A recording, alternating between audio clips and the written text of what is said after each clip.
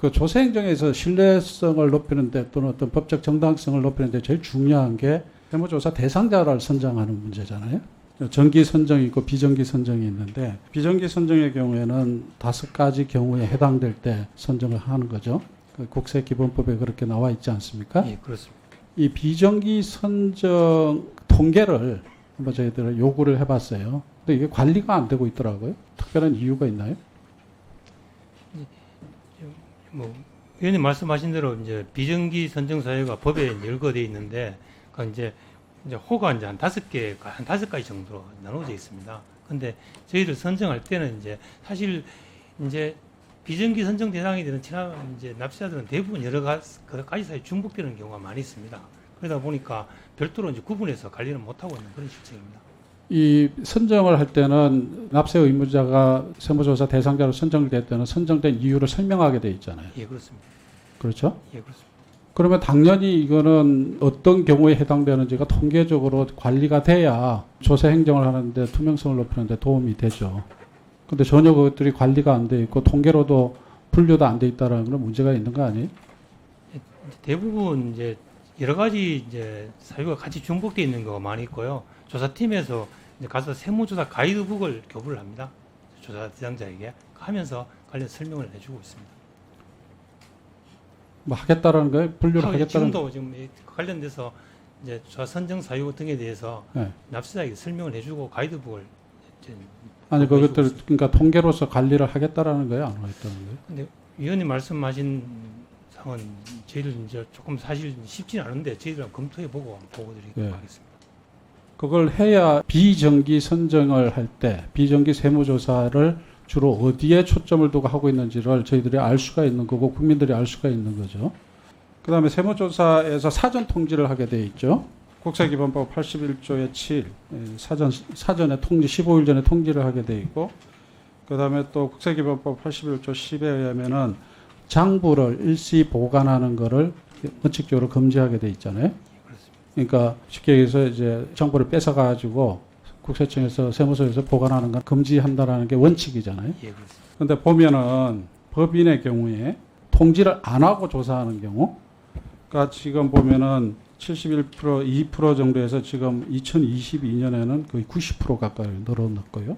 그 다음에 또 장부를 가져간 건수가 31.5%에서 지금은 49%까지 늘어나 있어요. 그죠? 이거는 기본적으로 국세기본법의 취지에 역행하고 있는 거 아닌가요? 예, 저희들 이제 납세 권리 보호를 해서 좀 의원님 점진적으로 비정기 조사 숫자는 대상자는 좀 축소하고 있다는 말씀을 먼저 드립니다. 다만 실무하는 경우에 있어서 사실 이제 사전 통지나 예치를 하지 않는 경우에는 조세의 목적을 달성하기 어려운 경우들이 좀 많이 있습니다. 그런 면에서 갑자기 필요 최소한으로 운영하도록 그렇게 하겠습니다. 그러니까 여하튼간에 이렇게 통계적으로 이렇게 급격하게 늘어나고 있다는 것은 이 법 취지에 맞지 않다라는 거고 국세청 입장에서는 국세청에서 올 5월 16일 세무조사 혁신 방안을 발표했죠.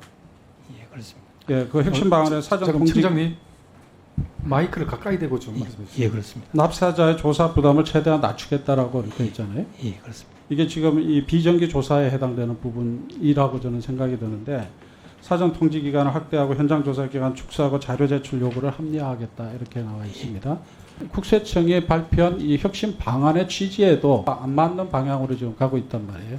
그렇기 때문에 어떤 현상이 지금 벌어지고 있냐. 중기 중앙의 세무조사와 관련된 설문조사를 2022년 10월 달에 했는데 과도한 자료 요구, 예치 이런 거에 대한 불만이 제일 높은 걸로 나와요. 그래서 지금 현재 보면은 조세 불복이 사전 조정 단계에 있는 과세 사실 판단 자문위원회 그 조정과 또 과세 전 적부심 심사 이런 쪽은 통계가 감소하고 있고요. 그러나 심사 청구 또는 심판 청구는 특히 심판 청구 같은 경우는 급격하게 증가하고 있어요. 뭐냐면은 조세 불복 현상이 더 심해지고 있다는 거죠. 자, 그래서 결론적으로 제가 말씀드리면은 이 비정기 조사에 대한 국민들의 불신, 그러니까 이제 세무조사를 받는 입장에서 보면은 신뢰도가 점점 떨어지고 있다는 거예요.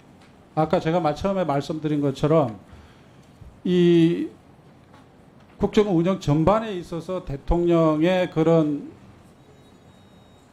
적극적인 지시와 실제로 이 핑계적으로 나타나는 요새 불법 현상의 전략 이런 것들이 여기도 무관하지 않다는 걸 제가 말씀드립니다. 그래서 제 지적사항을